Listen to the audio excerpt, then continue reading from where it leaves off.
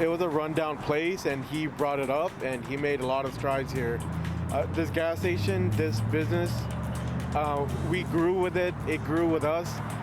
That growth now out of reach as a Central Fresno business is being forced to close for the city's new grade separation project. Why the owner says the city's compensation through eminent domain is nowhere near close to what his business is worth, and how the city is responding. And the rain's easing up a tad for us today. A little dry out there to start us off this morning, but rain returns later this afternoon.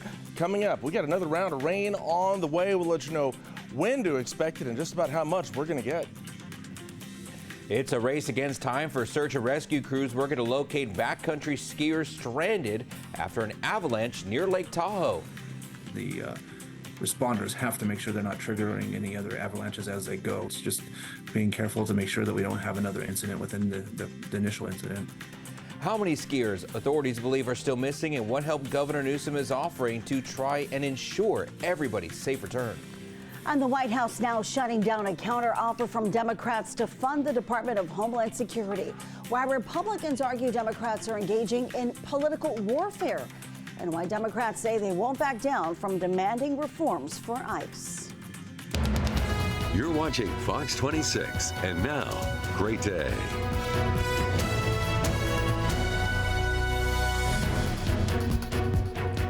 Good morning. We begin this hour with a live look at a soggy downtown Fresno. Today's high in Fresno expected to reach 50 degrees.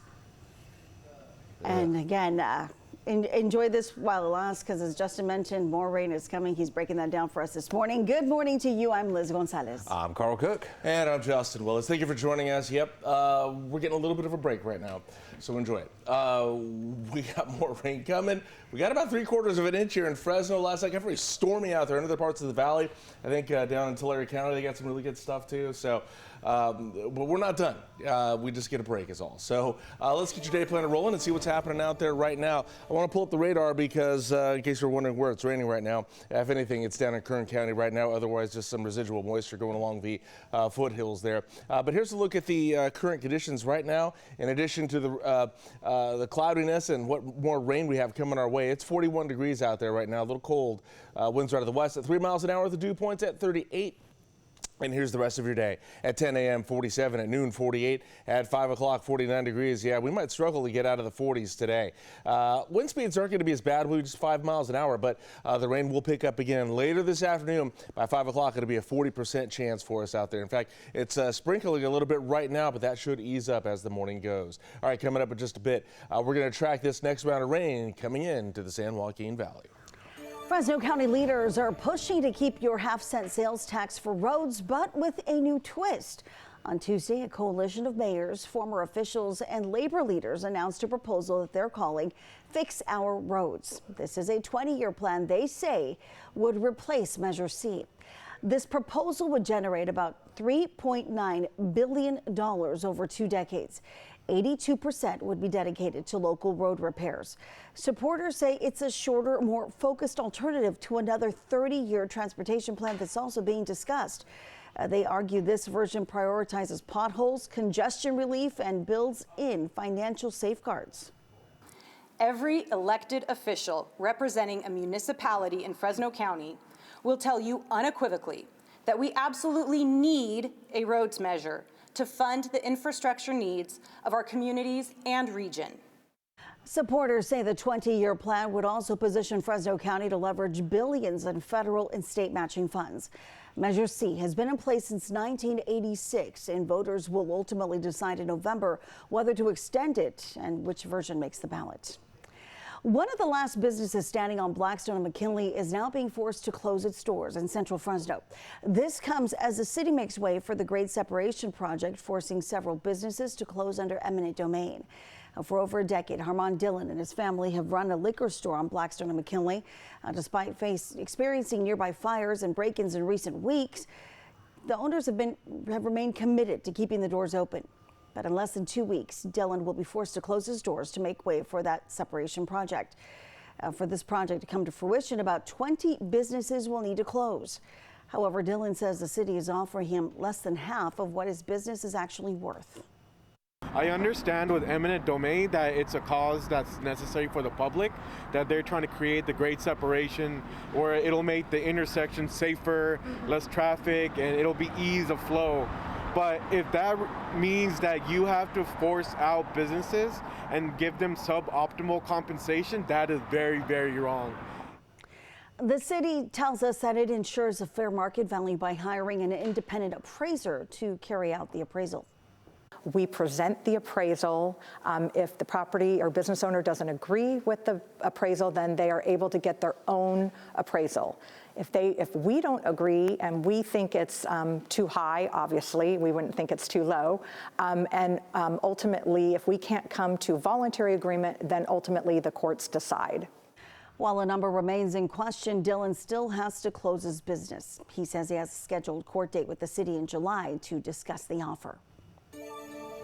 Our time is 5:05. All right, let's take another look at that radar here and show you what's going on. Yeah, kind of a break right now. Not a whole lot going on out there in terms of the rain. Maybe a few pockets here and there around Monterey, down maybe in San Luis Obispo County there as well. Kern County still dealing with a little bit of rain right now. And we've got a few sprinkles going on out here, a little drizzly in some places across the valley at this hour. But rain, well, we're going to get a little bit of a break from it today before things pick up for us again. Here's how much more we got over the last 24 hours here. So Fresno, yeah, we kind of topped things out at about 3/4 of an inch, and that's what Porterville got as well. Over a ½ inch in Visalia, nearly that in Hanford, about a 1/4 inch down in Avenal there. Merced got nearly a ½ inch. That's where Los Banos ended up there with the rain totals yesterday.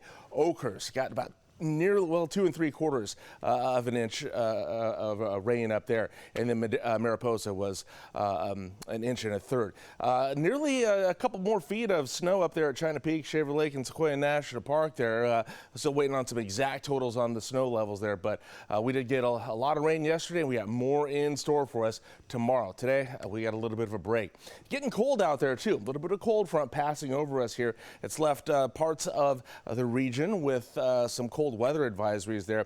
Tomorrow and Friday, it's going to get really cold here overnight in the Central Valley here. Still getting a little bit of a push from this low pressure system there, and as this kind of whips through and rounds out here, we'll get another one that's moving in pretty quick. You can kind of see all this. It's going to come together and then really pound us here tomorrow. So we got more heavy rain on the way.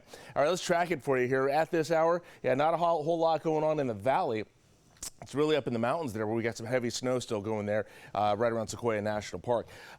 Looking at the rest of the day, though, things might pick up a little bit for us on the west side of Fresno County this evening there. The snow might ease up a little bit in the central Sierra.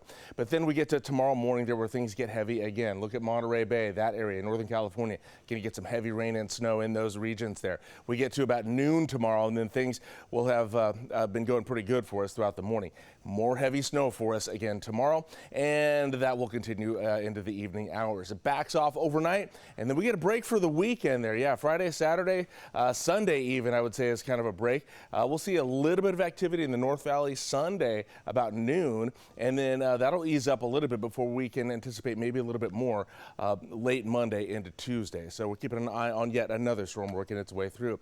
Still some alerts going on with everything happening out there right now. Still have this winter storm warning going on up in the Sierra Nevada mountains. That's in effect until tomorrow night. More heavy snow on the way there, and gusty wind speeds as well. Over towards the coastline there, still got a wind advisory on the other side of I-5 in effect until this afternoon, until 4 o'clock. So if you're going up that way along I-5 here in the Central Valley, you're going to be a little gusty as you're driving that way. Cold weather, extreme cold warning going on. That's in effect just for this morning. Over in San Benito and Monterey counties, very cold temperatures over there this morning, down to 24 in some places there, but that'll expire here in just about 4 hours. High surf advisory going along the coastline because of all the storm pushing everything in, creating a little bit of problems in the inland waterways too with that some coastal flooding going on there. But the waves up over there about 10 to 15 feet. So that'll be in effect until Friday. Flood advisory in Southern California. Southern California really getting hammered with everything happening there. They've got that flood advisory going. They've also got a winter storm warning there that's still going to impact I-5 until Friday morning as well. So traveling down the Grapevine is going to be a little dicey this week. Same for Tehachapi already passed. Wind advisory going there until this afternoon. Really, it's all the orange shaded areas there. That's in effect until this afternoon as well. So some really dicey weather going on across the state for us today. And it's going to be cold. We're supposed to be in the low 60s. We're at 50 for our high today. It is a 50% chance of rain. That'll likely, we'll see most of that later this afternoon. Tomorrow, it picks back up to an 80% chance of rain, and it's going to stay cold. We're at 50 tomorrow, and then we'll get another break there Friday. Cloudy and 54 on Friday. And look at these overnight lows, near freezing for us here in Fresno tomorrow night and Friday night. So be ready for that. All right, next we're going to get a look at the highs and lows for today across the rest of the San Joaquin Valley. And happening now, rescue operations continue for missing skiers after an avalanche near Lake Tahoe.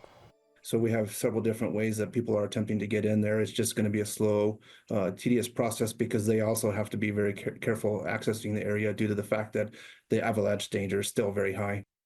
According to Blackbird Mountain Guides, a group of ski guides and clients had been on the last day of a 3-day backcountry skiing trip. Dozens of rescue crews have been sent to the site, coming from different locations, while others are on standby. Governor Newsom says the state is coordinating additional resources to support search and rescue efforts. Yesterday, 6 skiers were rescued. 2 of them were taken to a hospital for treatment. An update is expected later today. Another wave of layoffs is hitting workers in Madera County. We're told 45 employees from packaging company Ardoff Group have been laid off after a production line shut down because of overstocking. The Madera County Workforce Assistance Center is stepping in to help. It's offering rapid response orientations to those affected from the Ardoff Group.